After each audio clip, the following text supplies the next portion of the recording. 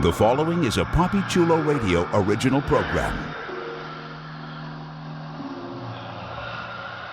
The views and opinions expressed in the commentaries and/or interviews in the following program are solely those of the individuals and are not views of Papi Chulo Radio, its parent, affiliate, or subsidiary companies.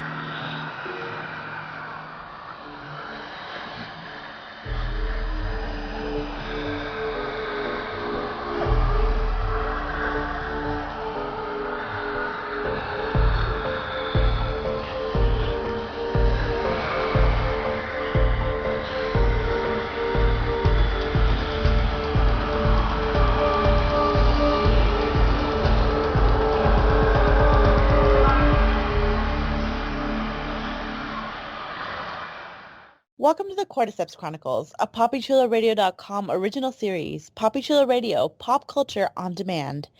Today is Monday, February 6, 2023, and I'm your host, Priscilla Obregon. During this podcast, we'll be having an in-depth discussion on HBO's The Last of Us. Please welcome my co-host, Jeffrey Aruz. Welcome back, everybody, on our little trek across the country. We'll be missing Vinny today, but I'm sure he'll come back with us bright and ready with brand new information for us to consume. So with that being said, let's jump into our discussion of Season 1, Episode 4, which is titled Please Hold to My Hand and debuted February 5th, 2023 via HBO. Here's the official synopsis of the episode. After Joel and Ellie leave Bill and Frank's compound, they come across something that is even more deadly than the infected. People. Joel must protect Ellie at all costs, lest he relive what happened to his daughter all those years ago. So for the first time in The Last of Us, the episode takes place entirely in the present. Everything discussed from now on is part of the show's 2023 time period. We start the episode with Ellie alone in a gas station bathroom admiring the gun she took from Bill and Frank's place without Joel knowing. Ellie seems fascinated by the gun, pulling the trigger with an empty barrel and smelling the weapon before she puts it away. We've already seen Ellie's curiosity when it comes to violence, as she seems intrigued by Joel in the first episode when he killed the federal officer. And in last week's episode, Long Time, she stabbed the trapped infected, seemingly just to see what it was like. Ellie was born in this world of violence, and outside the walls of the Boston quarantine zone, she seems to be accepting the world's severity. As she leaves, we find Joel siphoning gas for the truck that they also got from Bill and Frank's home. While Ellie waits, she pulls out a joke book, no pun intended, volume 2, spelled T-O-O, and starts reading them to an unwilling Joel. Later on, as they continue on the truck, Ellie rags on Joel a bit more, and she finds a Hank Williams cassette that Joel puts on. Then after finding a gay porn magazine, she jokes about how all the pages are stuck together. Much like the game, these moments with the magazine and the joke book show that the barrier between the two is cracking. Ellie's already opening herself up to her protector, while Joel is starting to slowly but surely accept Ellie and her eccentricities bit by bit. While they drive down the road, we see that the world of man has been lost to nature. Buffalo still roam in herds, and we see plenty of cars and military vehicles left on the side of the road, abandoned, even with a giant bridge giving out in the middle. Joel and Ellie pull off the road and into the woods to spend the night, and Joel cooks a meal of 20-year-old Chef Boyardee ravioli. Ellie likes the pasta, and Joel even agrees with her. As they eat, they discuss their plans, that they should reach Wyoming in just a few days, and Joel tells Ellie that despite the cold, they can't make a fire as it could attract other people. Ellie asks if these other people would rob them, to which Joel says they'll have more on their minds than just that. As the two lie down in their sleeping bags for the night, Ellie gets out her joke book and asks Joel a serious question. Why did the Scarecrow win an award? To which Joel replies, because he was outstanding in his field. Ellie seems taken aback, surprised by this light-hearted side of Joel. As Joel goes back to bed, we see a rare smile on his face for just a second. Ellie then concernedly asks him ask about those people, ensuring they won't find them. Joel assures her that they won't find them, to which Ellie accepts. Another sign that there's already growing trust between those two. Almost as if he's second-guessing himself, or maybe just to make sure, we see that Joel stays up all night with his gun, protecting Ellie from strangers who may or may not be lurking out there. And to that I will pause and ask, what did you think about this group of scenes, Jeffrey? It was really nice. I liked seeing the bond between Joel and Ellie grow. Ellie slowly breaking down some of the barriers, some of the walls that Joel has put up for the past like 20 years. It was nice to see her slowly break them down. I will say, to rewind before I even get into more of that, her with the gun freaked me out because I was just like, oh my God, please. I don't know if you know anything about guns and gun safety and that sort of stuff. So I was like, if you shoot that, maybe a whole situation might end up happening. And even though, like, I feel like both Joel and Ellie have an immense amount of plot armor on them. So I'm not really worried that anything bad is going to happen to them. I still worry about them getting into really precarious situations. Like I want them both protected. But so going back to their relationship, like seeing the walls slowly start to break down from him not really giving her the time of day in the beginning with the pun book, and then, responding with the right pun. I mean, it was just wonderful. And then when she was like, what's going to happen? Like, can we light a fire? And she was like, oh, it's probably because of the infected. And he's like, no, people.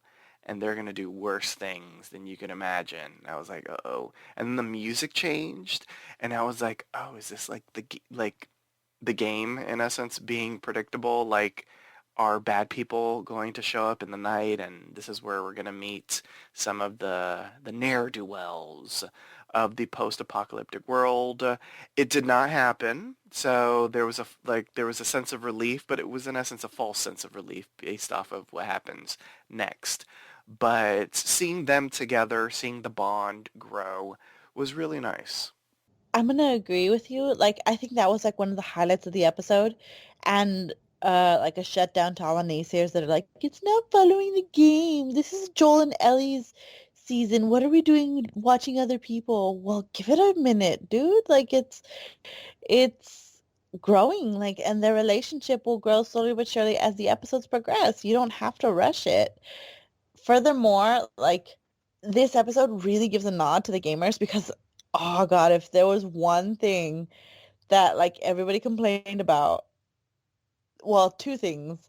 They were completely shot down by this group of scenes, which were one, Ellie didn't have that scene where she's going through like Bill's stuff and she finds the gay porn. Like they were like, oh, that's one of the funniest bits in the video game. Why, like, because we have this moment, like we lost like a really funny moment that Ellie could have had with Joel, and no, we didn't. We had it, and it's came up organically, and it was funny as hell, like the in the live action.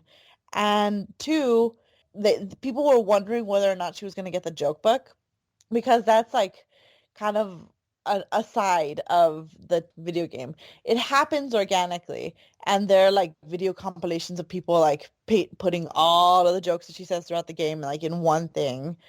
But like it's more like the Riddler's trophies in Batman Arkham City and Arkham Asylum, where you can choose whether or not you want to unlock them and look for them and say them.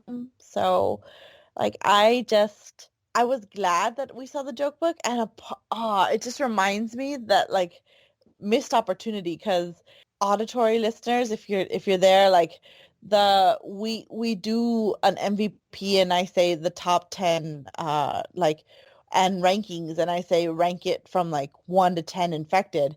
I was going to put joke books, but I was like, what if they don't bring the joke books to the live action, like to this portrayal? Like I'm gonna look like an idiot, so I'm not gonna do it. But missed opportunity, because apparently they did, and it would have worked really well. But yeah, other than that, like I really like these scenes. I also like, as the practical person in me, I'm like 20 years in a can. I guess if it's not dented or swollen, like it's preserved fine, so you can eat the Chef Boyardee. But a part of me was like side-eyeing that moment, being like, that does not sound like a good thing.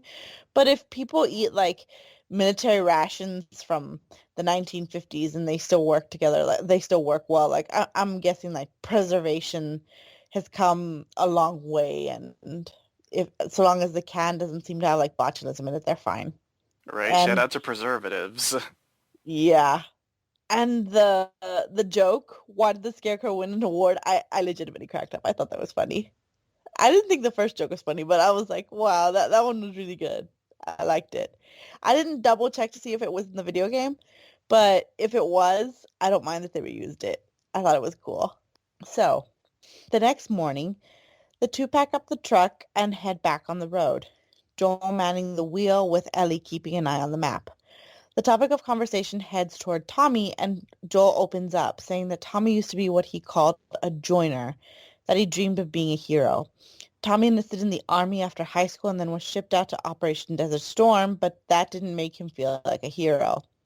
12 years later, after the outbreak, Tommy convinced Joel to join him in a group leading to Boston, which Joel did primarily in order to keep Tommy safe and alive. There they met Tess and they formed a crew. But then Tommy met Marlene, who talked him into joining the Fireflies, with dreams that he could save the world. Joel says that Tommy and the Fireflies' hope of saving the world are a pipe dream and that they're delusional. But last Joel heard, Tommy also left the Fireflies and now he's on his own, meaning that Joel has to go get him. Ellie questions Joel's lack of hope, saying that they have to try, but Joel rebuts that she hasn't seen the world yet, so she doesn't know. But Joel says you got to keep going for your family, and that's about it. When Ellie says that she's not family, Joel says, no, you're cargo. I made a promise to Tess, and she was like family. Further down the road in Kansas City, the interstate goes through a tunnel that is blocked by wrecked trucks and cars. Instead of backtracking further, they take an exit off the highway with plans to get on in the next exit. As they drive through the city, we see piles of bodies that they managed to miss, and they see a quarantine zone that has been deserted. Soon after, they see a man walking in the street doubled over, calling for help. Joel tells Ellie to put her seatbelt on, and the two drive towards the man, with Joel saying they're not going to help him. As they pass the man, another man drops a cinder block on their windshield. Their tires are popped by a spike strip, and another man appears with a gun. Joel and Ellie crash the truck into a laundromat as they're shot at from the street, and Joel tells Ellie to crawl into a hole in a nearby wall and to stay there until he gets her, promising that she won't get hurt. Once she's there, Joel hides behind a useless truck and shoots their attackers. Joel believes all men to be dead, but then another man sneaks up behind him, knocking him to the ground and pressing his gun up to his neck, slowly killing him. Knowing she has no other choice, Ellie sneaks up on the man and shoots him with her secret gun. But the man isn't dead, crying and begging Ellie not to shoot again.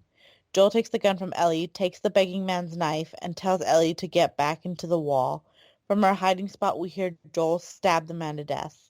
With all the men gone, Joel and Ellie leave the laundromat and head to the streets, hoping to find higher ground and a path out of danger. So, this was eventful as hell.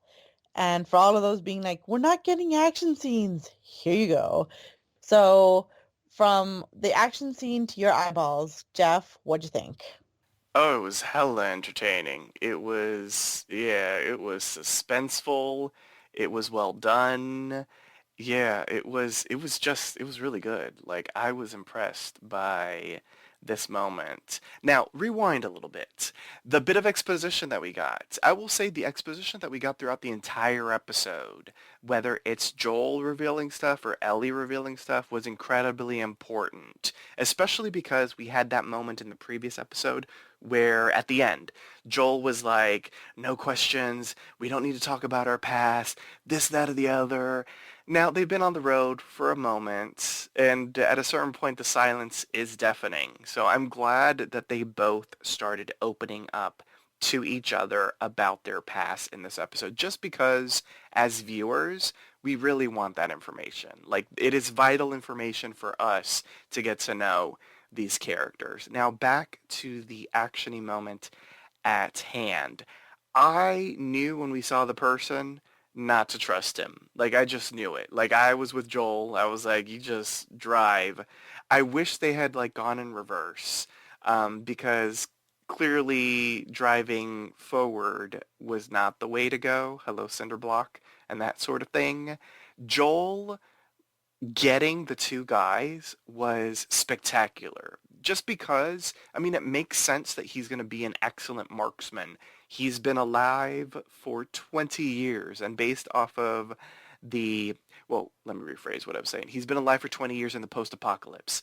So he's seen stuff, and he actually said that he's seen stuff, he's been involved in stuff with his group and that sort of thing. So seeing him expertly murk those people was brilliant, and it clearly for me fit with the character that he is. Now him getting sneak attacked, that was, I don't want to say it was expected, but I felt like we were going to need to have a moment at some point with the gun that Ellie has. So that was her moment to shine.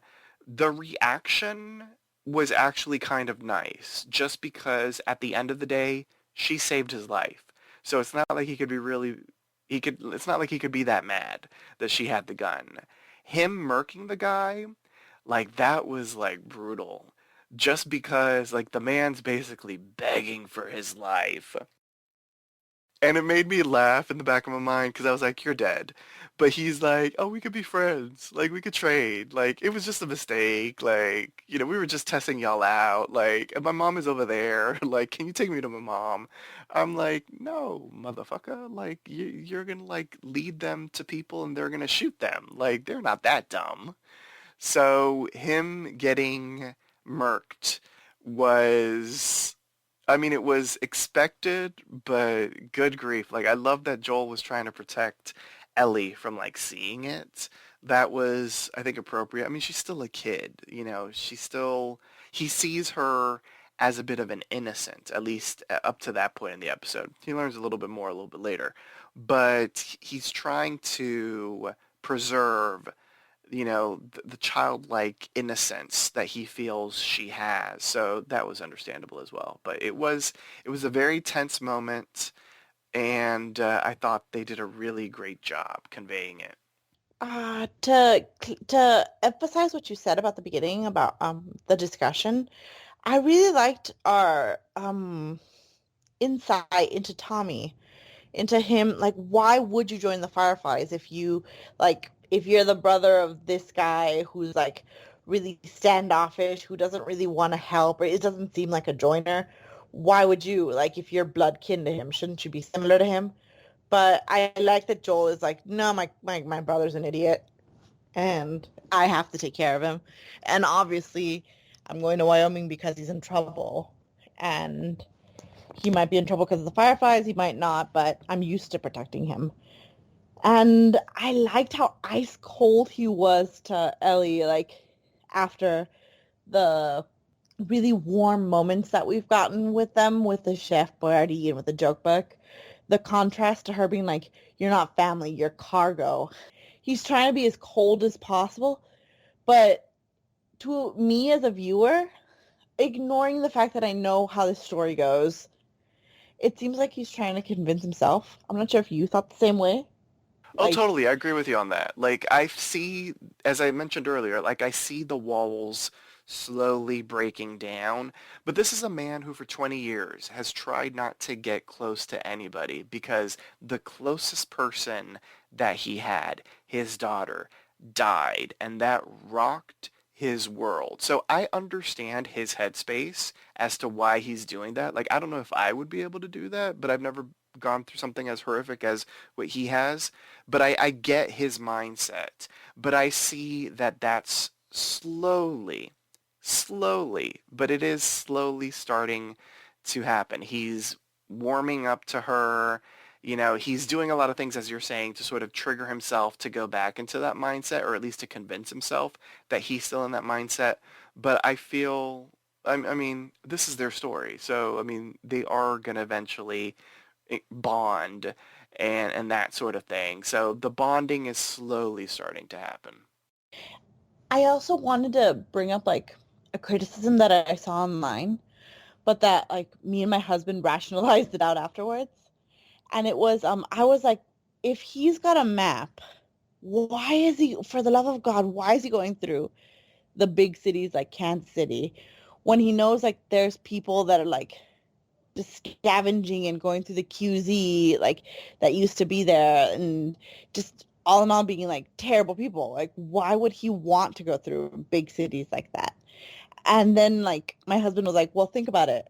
He needs gas and the gas has been like slowly deteriorating.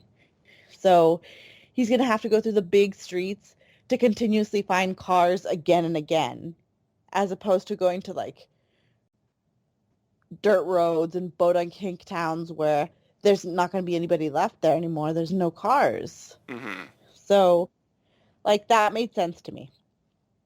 And I completely agree with you with the bait, with the trap that they set. As soon as like I saw the guy limping up there, I'm like, run him over, run him over. He's bait. Yes. He's there to fuck you over. I Like love and I love how yep. in the post-apocalyptic world you're like murderous. You are like you said the same shit like a handful of episodes ago during the premiere. You were like, "Nope, don't stop for anybody. Run them over. They're in front of your car. Keep on driving." Like it was just, I love it. Like there's this killer inside you, Priscilla, and I expect that from one of our other podcasters. Shout out to Brittany. Like I know there's a killer in her, but this is surprising. It's like the bloodlust is coming out on The It's Last not of the bloodlust, Us. it's the survival instinct. Well, This yeah, like there is I'm that like too. because I know that like people are evil, and Joel realized it too. He's like, I was in their shoes once. I know that they're trying to like trap us and steal our resources, so I'm not going to let that happen. So I was like, although I completely agree with you, he should have gone back and just been like, well, this city is terrible. I'm going to go all the way around, even though it takes me hours, and just, I don't know, siphon some gas into a jar or something to load up later on. Like, I don't know. He could have done anything else, but now he's lost the car, and it's his own damn fault. Which is why when the kid was, I'm going to say kid because he looked like a teenager. When he was begging for his life, I'm like, you ruined, like, his quickest chance to get to his brother. You really and you try to kill him. You really think he's gonna give you any leeway here? Dude, you're dead. But I did appreciate that he did the things that will humanize you to somebody who is trying to murder you or hurt you. Bringing up the fact that you're also a child by bringing up the fact that you have a mother, that you have kids, or that you have like people that rely on you, or saying like my name is such and such, what's your name, to humanize you, to make you less of an object, to make you less of a villain and more of a fellow human being that you don't want to hurt. Like little tricks like that like make you feel guilty if you're gonna do bad shit to somebody else. Like I see that all the time in like my true crime podcast, that they always tell like people like, no, you should do this. So seeing it like played out on the screen, like it felt like shit. I was like, fuck, I feel bad for him. Like like I know that he caused all this like damage and that he's a scavenger and ultimately like a shitty person, but he's still a person. So I felt bad. But it's the apocalypse, and I don't know if they have a doctor or not, but he got shot in the gut through the back by Ellie. If he's not going to die with Joel doing something to him, whether it's like slashing his neck or shooting him, like he's going to die of blood loss from or infection from that wound. And don't you want it to be quick as opposed to like dying out there, or maybe being like prey to a fungus? Who knows what it's like there. So yeah. And I did appreciate, did you notice that when Ellie shot at the guy, like for a second she seemed transfixed, like I just did this, like I just screwed some guy over. But then a part of her, like the humanity side of her was like, shit, what did I just do? And she ran away and started crying, and she like wiped away her tears like really quickly because Joel was kind of like getting down to business and killing the guy, and she's like, now is not the time for me to be like emotional, meaning that her and Joel are a lot more like are very alike. Because I think I saw the same like look on his face when he was beating the soldier to death, and he realized like, hey, I'm like protecting someone right now, but like I just killed someone. I've gotta like, I've gotta put like ponerte mis pilas. Like I've gotta put the batteries on and like react and do something.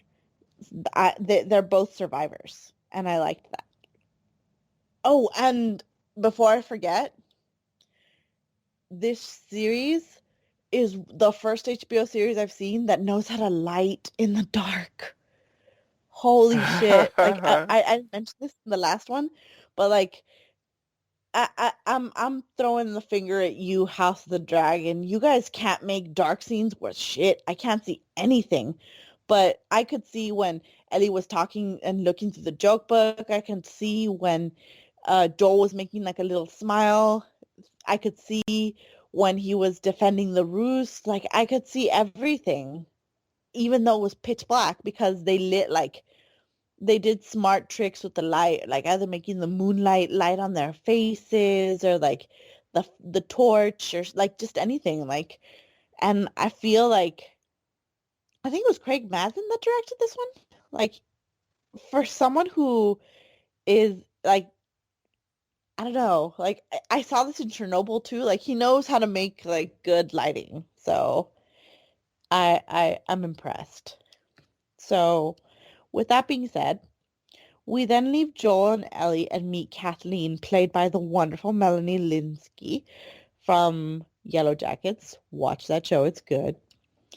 Who is interrogating an older man in a federal lockup, asking him where she can find the people she's looking for. The list ends with the name Henry, and Kathleen can tell the man is lying about not knowing Henry's whereabouts. Kathleen then looks at the cell they're in and questions whether this was a federal lockup where her brother was beaten to death. The man says that Kathleen was wronged and that he's sorry, but that she's gone too far and this has to stop. But Kathleen points out that of course it has to stop. Now that the man doesn't feel safe and protected, it didn't matter when he was safe and ratting out to people to Fedra. As Kathleen holds a gun to the man's head, we learn that he was the doctor that delivered her and that the doctor promises that he never told Fedra anything about her brother. But Kathleen states that Henry did and that they know he's still in the city and she believes the doctor knows where he is. She holds the gun up to his head and the man once again reiterates that he was her doctor. Even though Kathleen says, "You don't think I'll do it?" we can see that this bond does hold some weight with her. When she hears the truck horn from out in the streets, she leaves the cell and the doctor unharmed. On the street, her team has found the men that Joel killed. The leader of the squad, Perry, who is played by Jeffrey Pierce, who coincidentally played Tommy in the Last of Us video games. Perry, well, he says that people who did this were outsiders, heavily supplied and not from Fedra, but they could be mercenaries. Kathleen posits that maybe Henry called these mercs in and then asks if any of the men would live with the help of the doctor, to which the men reply that there's no chance.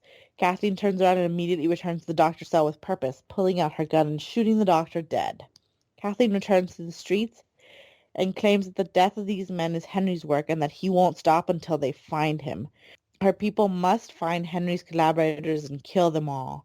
As they go on their mission, we see Kathleen's team is heavily armed with guns, trucks, and plenty of men to enact a building-by-building search with ease. I'm going to pause here and go, what do you think about Kathleen and the doctor and the moment with Perry? Well, I didn't want to interrupt. A tiny correction. The episode was directed by Jeremy Webb. It was written by Craig. Oh, okay. Well, he Yes. did a really good job, Jeremy Webb whoever did he a good was. job, yes. Hopefully they hire you for House of the Dragon. I'm just saying. But Kathleen was fascinating. It was, I think for me, it was kind of expected that we were going to meet some of the denizens of this area. So how they did it didn't feel that jarring. So they did a good job with that. It just flowed for me. And seeing her be incredibly intense And via sort of context clues of the area, the fact that, it looked like a quarantine zone, but where is Fedra and all that kind of stuff, it made sense in my head that these are just people that basically did some sort of revolution, a revolt against Fedra, and the people from the quarantine zone are now in charge. And based off of what she was saying to the doctor, it just sounded like bad shit happened with Fedra, and now that the people that Fedra was doing the bad shit to are in charge, they're making anyone that was in cahoots with Fedra, or anyone that they feel was in cahoots with Fedra, they're going to make them pay. And that, based off of what Kathleen was saying and how she was acting and that sort of thing, I was like, okay, I trust Henry, whom she's looking for, much more than Kathleen. I'm just saying. Like, she seems like a very intense woman that is so riled up because she feels that she knows the truth. In actuality, she probably doesn't know shit. Yeah, I feel like she's one of those people that like you look so hard, like staring into the abyss stares back at you. Like you've fought the monster so much you've turned into a monster. And like the doctor, I get that he ratted people out to Fedra, but he didn't rat out like her brother to Fedra. Like it wasn't her, but it wasn't directly related to her. But just the notion that he knows the guy who she suspects like ratted out her brother, like is enough for her to just shoot him in cold blood. And even after like hearing again the humanizing elements, he's like, I held you when you were an infant, like a minute out of your mother's womb. Like I helped give birth to you. And that meant nothing to her when it came down to her revenge. I'm just amazed at how like brutal she is. And again, if you haven't seen Yellow Jackets, she's just like that. I'm looking forward to see like how humanizing we get to see her. Like because I don't want to have like one-dimensional villains. I want to like feel something for them. I want to feel the impetus of why they're doing it. And I get that like she's searching for revenge for her brother, but like there's got to be more to it, I feel. So I I'm intrigued by Kathleen. I want to know more about her. And the other person I want to know more about is Perry. Jeffrey Pierce, like I saw him and I was like, I think I recognize you from somewhere. And at the very end of the episode when they do the after credits like chats, they mentioned that he was Tommy and I'm like, aha, I recognized you from somewhere and I felt cool. I did my little victory dance. So I was like, yes, I figured out the puzzle here. And he I don't know if he really is like too old to play Tommy and that's why they put him as Perry, but he did a really good job as Perry. Like he seems like the second in command, the guy who is a yes man to Melanie Linsky's like revenge plots. Like he's kind of like, well, whatever the leader says goes and just kind of follows along. So I like I'm interested in like I really don't think he's gonna get more than the one-dimensional thing. Like I don't think he's gonna get a background story, but I think Kathleen might. So also another thing, obviously they're getting gas or diesel from somewhere because those cars looked like souped up and like heavily armed. I felt like shit. Joel and Ellie have their work cut out for them if they're gonna sneak past like all this stuff because they basically they have everything that they packed in the truck plus their own supplies and all they have left is what, a knife from a dead kid, a little gun that has how many bullets left, who knows. I don't even know if Joel took back his like huge gun, but they have their work cut out for them. Right? That was the thing that I thought about the most throughout this episode after, the altercation happened. I was like, oh gosh, you guys had so much stuff. And now, at least at this point, it's all gone. That's not to say that they can't find other stuff, but in my mind, I was just like, oh, you all, both of you, were set, to go to Wyoming. You guys had everything that you needed. And now, bloop. Pretty much. I felt bad for them. Like, now what are we gonna do without all that Chef Boyardee to eat? But okay, so we cut back to Joel and Ellie, who are hiding out in the bar, watching as Kathleen's men search the apartments for Henry and his collaborators. They also see a tall building a few blocks away, which they plan to head to once things die down. In a moment of quiet, they both ask each other if they're all right. Joel then confides that he feels bad that Ellie had to save him from the man who snuck up on him, getting choked up by the idea that a kid had to do that to protect him. Joel says he knows what it's like the first time you have to hurt someone like that, and that it was Joel's fault, that Ellie shouldn't have had to shoot the guy. And Joel apologizes to Ellie. But Ellie confesses that that wasn't her first time without delving into details. After that, Joel gives Ellie the gun back, making sure that she knows how to use it and tells her to put it in her bag. But instead, Ellie puts the gun in her jacket. It's a touching moment of compassion between the two, showing that maybe Joel is starting to care for Ellie and maybe even consider her more than just cargo. As they get ready to leave the bar, Joel promises, "We'll get through this," to which Ellie replies, "I know." Back to Kathleen, Perry says that they found signs of Henry. Perry takes Kathleen to a crawl space in a nearby building. Inside they find crayon drawings of superheroes, empty cans of food, and a place where people were clearly sleeping. As they leave the space, Kathleen points out that they're out of food and that Henry won't let Sam starve, and that they must be close. Perry then takes Kathleen to another room where it looks like a crater has hit the ground.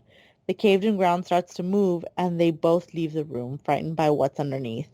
Kathleen says they should seal off the building and not tell people what's going on down there until after they found Henry. And I'm going to put a pause here, even though I know that if you're anything like me, you want to talk about that ending, to just like talk about this bunch of scenes and ask you what your opinion was. Okay, so Kathleen was interesting. Like, 'cause she seems to be like the leader. She's like the big boss, the person in charge of this area. And I fully understand she has tunnel vision. She's trying to get to this man named Henry because she feels that she feels that he wronged her in regards to her brother being executed. So she's got pure tunnel vision. But if you see in a building that there's a crater and clearly the thing that's shaking the ground is some sort of infected, if you're a good leader, you put that tunnel vision shit aside and you do what's best for the greater good. There are so many people surrounding these buildings that have, high impact weapons. You take that shit out first. Hell, you might even freak the people that you're looking for out so much that they might reveal themselves. Like they might start, trying to escape because, whatever, whatever, whatever. So yeah, so that's when I looked at Kathleen and I was like, okay, you're not a good leader. Because clearly whatever's in there is going to come back and bite all of you in the ass. And it's going to be incredibly enjoyable to watch. Just being honest. When we saw the drawings and the canned goods and that kind of stuff, I was like, okay, I'm even more on Henry's side because Henry is protecting, a little person, a young person. So I was like, okay, Henry is protecting a child. That means I trust you more than I'm trusting Kathleen. I'm just saying. So that was interesting to see. And the way that it was done also, it was a little strange just because I don't trust these people. So I was a little worried, like, is Perry, you know, uh, gonna like murk her or something. Like I had no idea what was gonna happen. So I was like, okay, there's a crawl space, and okay, it's just that they saw people there. Initially, when the scene started, and he was like, I've got evidence. I was like, okay, it's clearly not gonna be of Joel and Ellie because they're in a building that we haven't seen. So I wasn't worried for them. But once we got a little bit more information about Henry and Sam, I was like, uh-oh, um, shit's about to go down. I was like, I'm watching this organically. Like I haven't gone back and replayed or rewatched the scenes apart from like after the show, like watching people do comparison videos. So when they brought up Henry and Sam, I was like, oh my God. Like right away, like flashbacks to what they meant in the game, like up to me. And I'm not going to do any spoilers because if you want that, like look it up yourself. Like you'd be better off like watching it organically. It is a wonderful like storyline. Don't Wikipedia anything. Just watch it. It's going to be good. And like I'm looking forward to it is what I have to say to all of our listeners. And I gotta say, the whole like discussion when Ellie like confesses that it wasn't her first time, I kind of figured that was going to happen because if you think about it, she's already gone through something with a clicker before with another person who obviously meant something to her but isn't there anymore. That they just this is all stuff that's been discussed in the show. So something must have happened to her. She must have killed her or shot her or like left her to the wolves or something. But like I figured that like that's what happened. And I completely agree with you about the fact that Kathleen is a selfish leader. She's thinking of only of her search for revenge, not thinking of the people. Because if I saw the ground freaking breathing the way it did there, like kind of thumping up like a heartbeat in that crater, I'd be like, okay, everybody, bring out your gasoline, bring out your napalm. Let's like fry this bitch so it's like burnt fungus because burnt fungus can attack us. But she didn't think about that. She just thought, let's cordon this off. And I'm like, that doesn't work for anything except maybe pandemics. Like, and even then, not very well because people still sneak by it. And you don't think this fungus is gonna sneak by you? Think again. So yeah, I completely agree with you. I'm looking forward to seeing the madness that takes place after this terrible, terrible leadership decision. So with that, we rejoin Joel and Ellie as they enter the tall building, with plans to climb as many as 45 floors to get a better look at the city. As they climb floor by floor, Ellie asks Joel how she knew the guy with the fake injury was going to ambush them. Joel admits that he's been on both sides and that a long time ago, they did what they needed to do to survive. The they meaning Joel, Tess, Tommy, and the people they were with. Ellie asks Joel if he's killed innocent people, and Joel ignores the question, yet the silence answers the question nonetheless. The pair makes it up 33 floors before Joel is too exhausted to keep going. Ellie calls Joel a lazy ass, and Joel jokes that he's 56 years old, you little shit. The two find a room to stay in for the night, with Ellie creating a makeshift bed out of cushions while Joel breaks glass and spreads it near the door so they'll know if anything tries to come in. Ellie asks if he'll hear the glass, to which Joel says of course he will. That's the point. The two lay down for the night, but before they go to sleep, Joel asks Ellie what she meant, that it wasn't her first time hurting people. But this time it's Ellie who doesn't want to talk about her past. Joel accepts it, saying that she doesn't have to talk about it, but it isn't fair at her age to have to deal with this. Ellie asks if it gets easier when you're older, to which Joel says it doesn't, but still. Ellie follows up on the glass saying that she asked because she noticed Joel doesn't hear too well on his right side. Ellie asks if it's because that's where he was shot, and Joel says he probably more from him shooting. To lighten the mood, Ellie tells another one of her bad jokes, and the two laugh with each other, overcome with the ridiculousness of a terrible joke about diarrhea. In the matter of one episode, we can clearly see how much closer this pair has gotten to each other, both trusting in each other, knowing that they have each other's back, and feeling a camaraderie that neither of them has felt in quite some time. But Ellie was right to worry about Joel not hearing the glass, as in the middle of the night, Ellie wakes up Joel with a start as she's being held at gunpoint by a young man, and Joel discovers the child with a drawn-on superhero mask is holding a gun on him as well. As the credits roll, we hear the cover of New Order's True Faith, which was used in promotional material for The Last of Us Part 2, with the game's Ellie, Ashley Johnson, singing a version based on Lottie Kestner's own cover. While it's a nice reference to the game, the song is also from 1987, which once again, like Tess and Frank's radio code, means trouble. And with that end pointed out, Jeffrey, what did you think of this dilemma? Oh, I'm not scared for them, at all. But the stuff before, I mean, the joke was hilarious. Oh my God, it was so good. And the way that they both cracked up, it was like frickin' Pedro Pascal cracking up on SNL over the weekend. It was spectacular. He really enjoyed himself. He was just cracking up everywhere.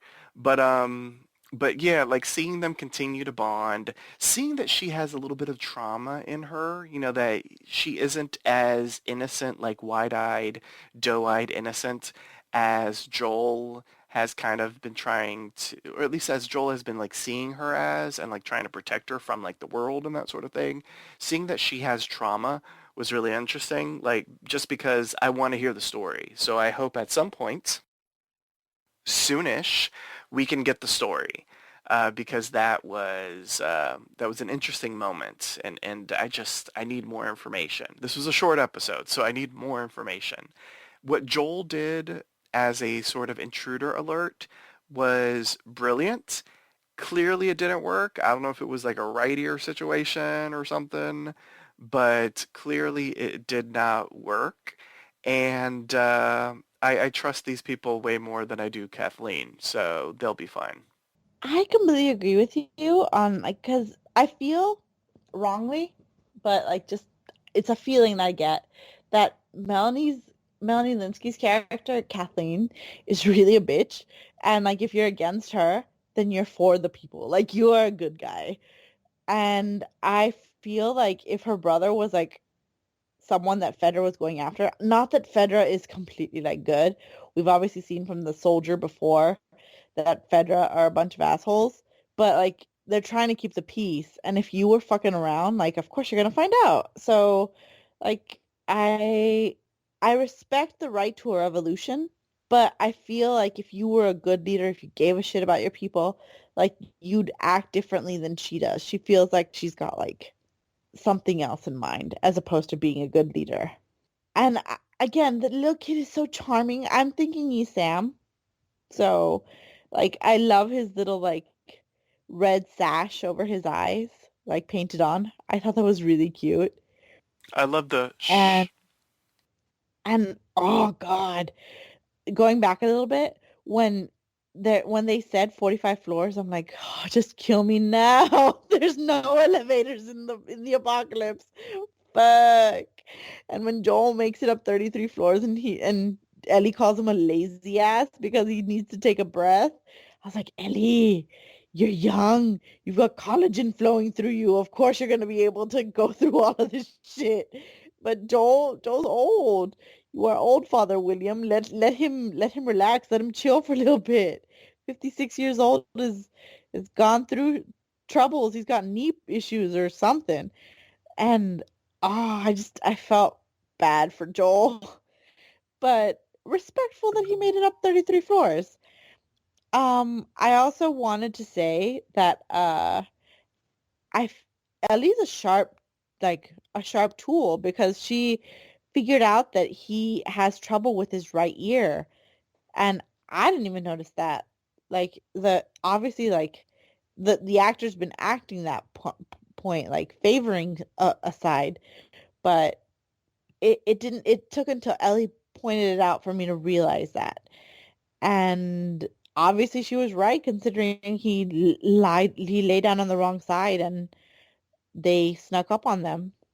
Or maybe it was that he was tired and just like slept through his alarm, so to speak, because he hadn't been able to sleep the last time and he was like guarding Ellie the last time. Uh I also wanted to state before we close off the episode, two things that I didn't bring up. One, Ellie knows about Starbucks because she's like, is that what they sold at Starbucks? Well, it No, smells like burnt n- shit. no, you are picking up on the wrong thing. The fact that Starbucks survived the apocalypse, as a Starbucks fan, that is just hilarious to me. For the Starbucks haters out there, that's hilarious for me, for you, because they're like cockroaches. Like they survived the apocalypse. It's insane to me. Like we had a Starbucks at the quarantine zone. I was like, what?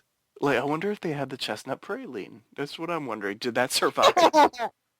Only rich people with like a lot of meal tickets are able to afford that. Right? But yeah, I remembered that bit and just I remembered oh yeah, the scene where Ellie's like doing the typical teenager thing where he's like go to sleep as a parent to a child like go to sleep like we'll hit the road and find the place like later. I don't really need you to guide me. And she's like, no, I'm never going to sleep. I'm stubborn that way, and just passes out promptly the next second. I thought that was so cute and like just typical quintessential like father daughter in like dynamics like and I thought to myself if I had never driven in a car before I'm totally gonna be like those babies who are like crying and crying and crying until like you put them in the car and like the motion of the road makes them pass out. So I completely expected Ellie to pass out like as soon as she said that. I was like, you haven't you're not used to the car's movement, so you're gonna find them soothing. You're gonna go to sleep. And I don't know. I love those two little moments. I just forgot to mention them. And a little like nod to the game again with The Last of Us Part 2 with the True Faith song. That was nice. I liked that. I feel like we're gonna get a lot of 80s music from here on out. But now that we've gone through all of that, now it's time to pick the MVP, the most valuable player. State which character impressed you the most throughout the episode and why. Once a character has been chosen, they cannot be selected again, so choose wisely. I'll let you go first. Okay. I mean, there aren't that many choices, let's be real. And there's only two of us, which makes it even better.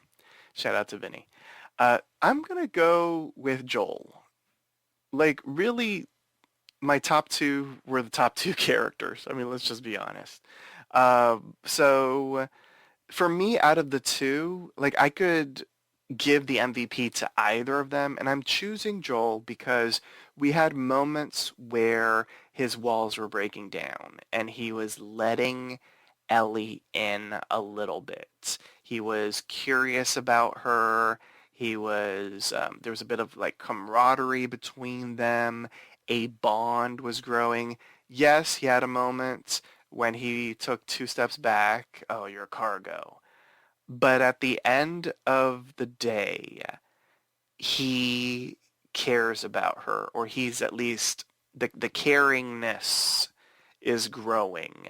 And I liked the way Pedro Pascal played that. I thought he played it brilliantly. I also love the actiony moments. I love the couple of wins that they got. They got a lot of losses. They took the L big time in this episode, but the little wins, the little dubs that they got were good. The fact that they were able to escape and all that kind of stuff. At the end of the episode, they are in a precarious situation. I feel like anybody else that's like me that hasn't seen the game, that hasn't played the game, would probably feel like they are in a very precarious situation. I don't though. I feel like they're going to be just fine. Yeah. So even though it looks like they got a loss at the end, I enjoyed seeing Joel and Ellie, but in particular Joel because I'm giving him the MVP, get those couple of wins and survive, another day. I'm glad you picked Joel because that leaves my top pick free to grab, and that would be Ellie. I I'm gonna say like the actress is has gotten criticism from people being like she's not my Ellie, she's not cute, like she's not like stubborn, she's like And I'm like, where are you coming from with this? Because she was freaking amazing. She acted the shit out of Ellie. Like, I got the whole, like, troubled youth with, like, a dark past, but who manages to find the joy and light in things with, like, a quickly said quip or a funny joke from like a corny joke book. Like I loved all of that. And little things that she does in her acting, like wiping her face after she goes into the cubby hole after basically shooting a guy, like because she is human and she does feel like emotion when she is directly responsible for a person being hurt. Or things like little bratty things like arguing about going to sleep in the truck or about drinking coffee and whether it tastes good, like, or enjoying chef. Like, she's a quintessential kid. And I think she does a really good job considering like the actress is what, like definitely not a kid. Like, I don't know what age she is, but she obviously like is probably going to be more considering like she's the head of a TV show and you need to be like above 18 to be able to have certain Bella hours that Ramsey which is they're gonna 19. demand. Yeah, I knew it. I knew she was gonna be older than 18. But she doesn't act it. She acts like she's 12. She acts like she's 14. Like she acts teeny. She acts like a teeny bopper. And I love that. Like I think she does a really fantastic job playing Ellie, and I'm looking forward to seeing what comes next. So now it's time to rate the episode. How would you rate this episode on a scale of 1 to 10 infected? The point system is allowed. If you found the episode exceptional, deserving of more than 10, you may grant it the coveted golden infected. And since there's only two of us, I'm going to go first for this time. And I'm going to rate it a 9 simply because, like, as much as I loved the cinematography in the dark, the acting choices between Ellie and Joel, I felt that, like, maybe it's because I've been spoiled for choice, but I miss the whole hour and 30-minute long episodes. I miss like getting more bang for my buck. I miss getting like the epic highs and lows of the third episode, and we didn't get that. This episode felt like filler. And I get that like you need to have those moments to pause in the episode, but that doesn't necessarily mean I'm going to have to give everything a golden and a 10 because it like did everything right for an episode. I still feel like you can ding it somewhat for not being satisfactory completely story-wise or wanting more. So definitely like above passing. It's still an A, but it's not perfect. 9. So that's my rating. Jeffrey, what rating did you give it? Interestingly enough, I was stuck between an 8.5 and a 9, and I'll co-sign with you with the 9, just because I mean there isn't that much of a difference between an 8.5 and a 9. I'll give it a 9 as well. You've convinced me for basically the same reasons, sort of. I mean, it was what I would consider to be a setup episode, something that's clearly setting up their next part of the journey. It was still very watchable. It was still very entertaining. We got some really important exposition that I was looking forward to. We need more exposition. I want to know more about their past and that kind of stuff. But for what we got, it was all really interesting. The action-y moments were really good. I was on the edge of my seat a couple of times. And even though I'm not worried for them, it was still a fairly decent cliffhanger. I do agree with you that the episodes need to be longer. Like this was teeny tiny compared to what we've been getting. So maybe it's, as you said, us getting spoiled. It's been sort of like an embarrassment of riches in regards to episode lengths. But still, for calling this episode, I mean, you dropped the dreaded F word. I called it setup. So if it's a setup-y, F-wordy filler, for those out there that aren't following along, if it's that type of episode, then maybe it's good that it was a shorter episode so that next time we'll get like a full hour and it's like chock full of goodness. It's our own little personalized Chef Boyardee ravioli can of yumminess from 20 years ago.